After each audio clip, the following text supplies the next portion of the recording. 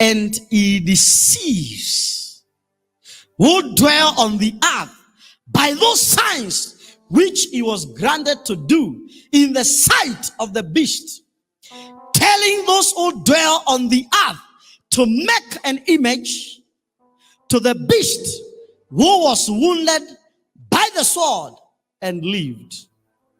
The key word there is he deceives. I want you to know the quarters where people are known to speak the truth, they are no longer speaking the truth. If in the United States of America, the nation that we knew, every system works, everybody tells you the truth, the government will only do what is right. If they were able to rig an election and to come out with a president just like we do in the third world countries. Najua tukiwa shule tukua unasikia mwalimu anasema hii hesabu it has been cooked. Anachukua kitabu yako anaweka hapo kando, anakuambia hebu nionyeshe vile uliipika mpaka hii answer ikatokea.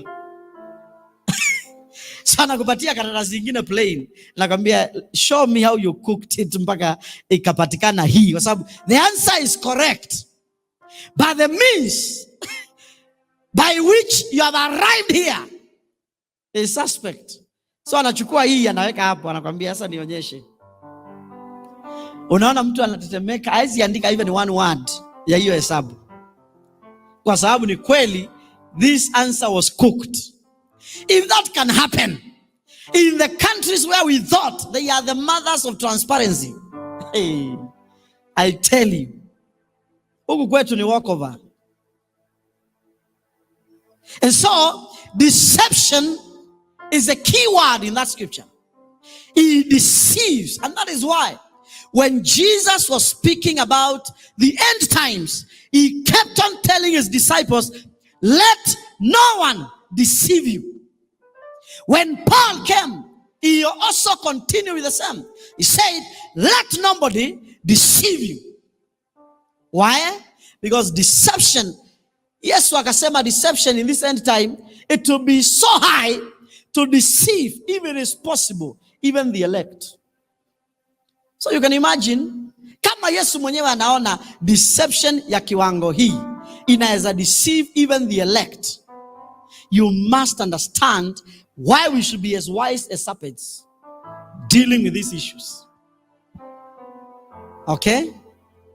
And I'll tell you why people are saying, we don't think that this can be the mark of the beast. Let's go to that scripture. Verse number 15. Verse number 16, sorry. He causes all both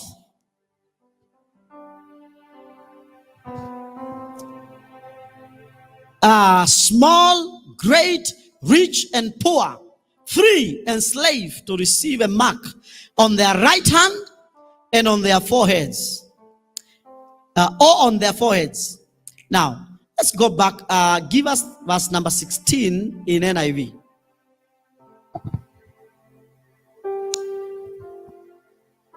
NIV. Do you have it there? Yes. He also did what? He also did what? Forced everyone.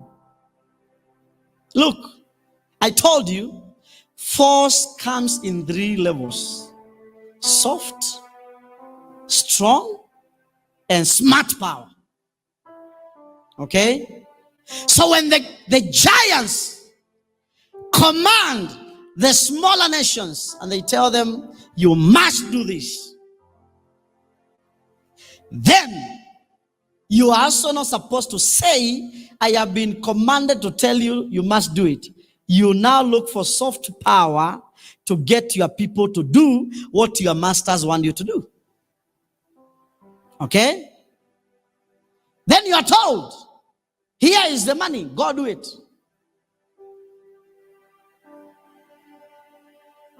at the end of the day, many people will just be puppets that are being puppeteered by their puppet masters elsewhere, but they don't know how to act alone. They don't know. So they put you to slavery, not because they want you to be a slave, but because themselves are enslaved. He will force everyone, small and great, rich and poor, free and slave, to receive a mark on his right hand or in his forehead. Verse number 17. So that no one could buy or sell unless he had the mark, which is the name of the beast. Soma pole pole, some haraka. What is the mark going to be? The name of the beast, number one, or the number of his name. Now, this is where many people have got confused. And I don't blame them, because God spoke to me about 20 years ago. And he said,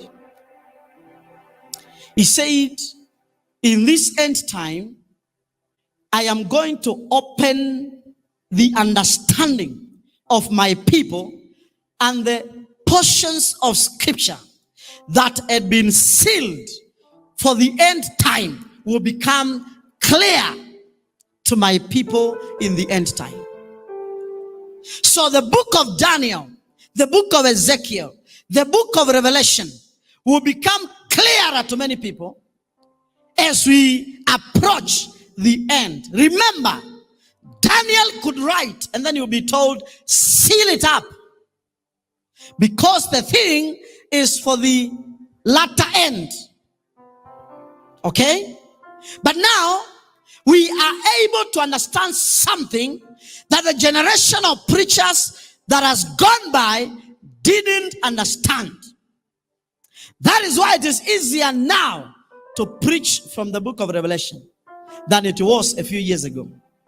A few years ago, people were even scared to study the book of Revelation, or Daniel, or Ezekiel, especially that 7, 38, 39, those chapters that are talking about the end. And even Malachi, in the portions that are speaking about the end, many people have not been able to interact with them well. Even in 2 Thessalonians, many of those portions, and even when people interacted with them, they were unable to understand clearly what it means. That is the reason why even the book of Enoch was not canonized by the people that were canonizing the books that found their way into the Bible. And yet, the book of Enoch is quoted by Jude. Jude was a blood brother to Jesus. And also, it is Enoch himself. Moses wrote about Enoch himself. Hebrews talked about Enoch, and he said, Enoch, the seventh man from Adam. But then, that time, when they were canonizing the Bible or the books, so that we can have our Bible today, some of the things that Enoch was saying could not make a lot of sense. But today when you read it, you understand. Because later, it was part of the books that were found in the Dead Sea Scrolls. It was one of the books that were found there. And so, there are some things that you can go through for your own consumption. But listen to this. The ruler who will come will force people to receive a mark either on their right hand or on the forehead. And then those that will not receive it, they will not be able to buy or sell unless they receive the mark. And the mark will be the name of the beast or the number of his name.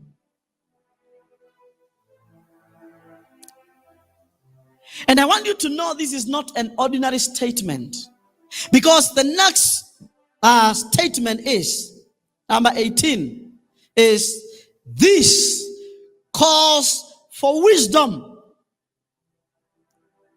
If anyone has insight, let him calculate the number of the beast, for it is a man's number. His number is 666. Now, this is the number of the beast. But in verse 17, it is saying that he will cause people to receive a mark on the forehead and on the right hand, and that mark will be either the name of the beast, not the number of the beast, the name of the beast, or the number of his name. Okay? Not his number, the number of his name, or the name of the beast. Now, listen carefully, and I want you to get it clearly. That today, when you approach any building today, you either stand there and they scan your forehead. For what? Temperature, isn't it? Or if you don't want them to scan your forehead, because of course, what is communicating your temperature to the thermogun is the lesser lights, is the rays of light that are entering into you. So if you keep on giving your head, very soon you may have stuff disabled in your head. Okay? So it is safer that when you get to a building, you give them your hand. When you give them your hand, they are able to get it. Now, it is a preparation. It is a preparation. Soon, it will not be measuring your temperature. It will be scanning to see, are you one of us or against us? Are you in compliance or in defiance? Huh? How is it going to happen that way? Listen carefully. How is it happening that they are able to detect your body temperature from one spot in your body? It is the same technology that is able to detect whether in you there are the nanoparticles. Nano is like it's a very small particle, very small, very tiny, that you cannot see with your optical eyes because it is so small. When they talk of nano, is you pick something like 1 meter, then you slice it 1 billion times. Huh? You can't be able to see it. But now that nano portion, the technology today can be able to carry all your information in that one piece. The little chip in your phone, very little chip in your phone, is made of those particles. And it can be able to process, and even the computers, the laptops, and all these things that are operating today in the technology that is there today, they are capitalizing on that understanding that a small portion can be able to carry all the information. Just like your DNA, as small as it may be, it can carry all the informations, all the instructions that make you to function as a human being.